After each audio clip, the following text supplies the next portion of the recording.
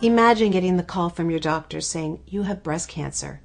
I spoke to 4 breast cancer survivors who were featured in the documentary made by Rethink Breast Cancer called About Her. It was narrated by Kim Cattrall. And here's what those survivors want you to know about breast cancer. I was at the top of the world.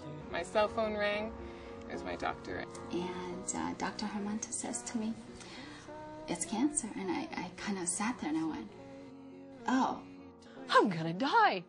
I don't even have my visa paid off. Like, I was just freaking out. When the surgeon came in after and asked me how I was, I tried to lighten it up and I said, well, I feel like a new man. Just do what you want to do, say what you want to say, be who you want to be. It's time.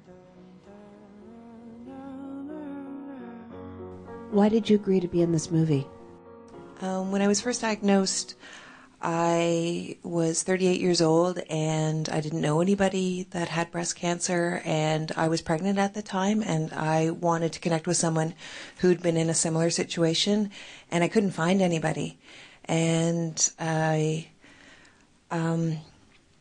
eventually made my way to Rethink through a friend, a coworker, and I was connected with other women, and I said, I will tell my story, and I'll keep telling my story, because if it makes one woman have one more connection and know that she is not alone and give her that little tiny bit of support, then I will do that piece, and I'll keep doing that piece, even though sometimes it's really hard. I thought it would be a good way to, a first step to just accept it and kind of start dealing with my emotions, and in a way to help me heal. And I thought that would be a good way to do it, with the support of all these ladies. I still have a hard time because it hasn't been that long for me. As you know, I just finished treatment in February, so it was a little difficult. But looking back, I go, wow, I've come a long way. What can people do you think, that would be helpful? What I did, and everybody's different, I wrote emails out that explained exactly what was going on. So everybody knew exactly what was going on. And so when I went to drop off the kids at school, they didn't have to ask me what was going on. They already knew. They already knew what happened at my last doctor's appointment. And then we could just talk about the weekend or what the kids were doing, and kind of feel more just what I used to be like. I didn't want people to be afraid of me, because a lot of people just were afraid to make that initial contact. So I kind of did the same thing. The people that I really wanted to see, I try to make the first contact.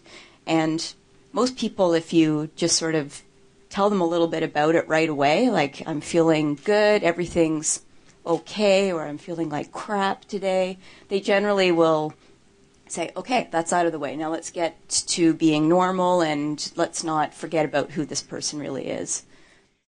Has it actually made you stronger? I've always been a pretty strong-willed person. My parents will tell you that.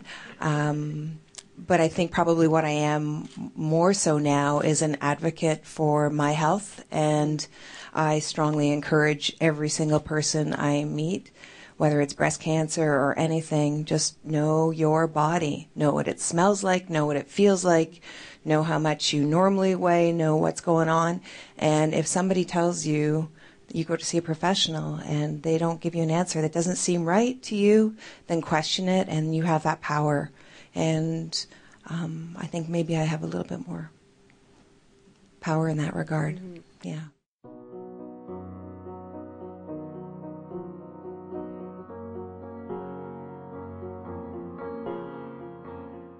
Today, it's absolutely the women like we have here tonight that were featured in the film that are shaping the future of Rethink Breast Cancer. They're helping us, create innovative support programs to help meet their needs. They're helping us lead advocacy campaigns, and most of all, they're helping us create community for women like themselves and to help other young women dealing with breast cancer. So I want to say thank you so much to all of them for helping us create what Rethink is today.